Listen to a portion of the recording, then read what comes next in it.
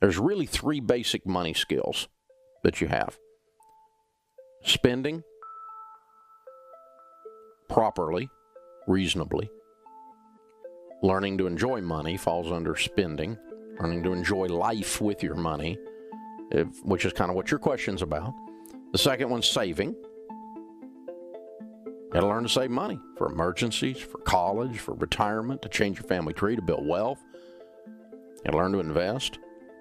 You got to learn to ride the investment waves like we've had in the stock market in the last couple of weeks, right? And giving. The power of generosity to completely change you when you learn to give as the natural rhythm of your life. It changes everything. So, giving, saving, and spending. Everyone has at least one of those that they struggle with.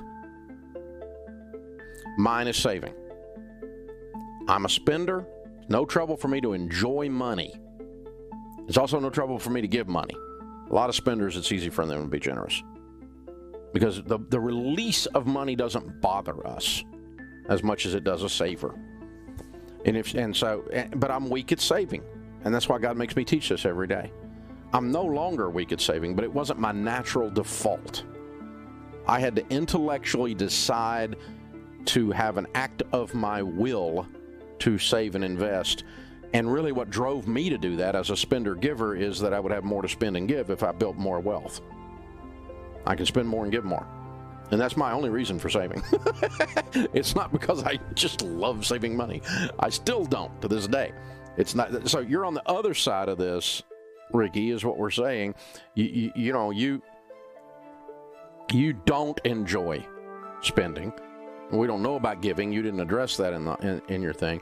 Sometimes I can get spenders or savers like this to turn loose of their money first by increasing their giving.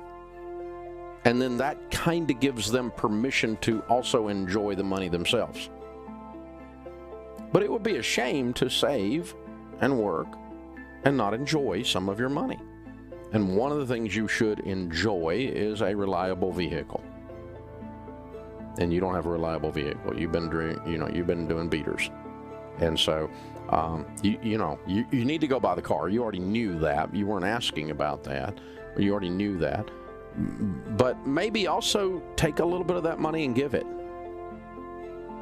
Find some place to be generous at your church, or find a couple that's struggling, or a single mom that didn't pay her light bill for a year, or whatever.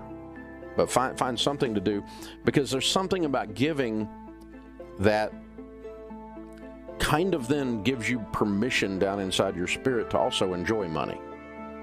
Because money's fun if you got some. You ought to enjoy it. You ought to enjoy some nice things.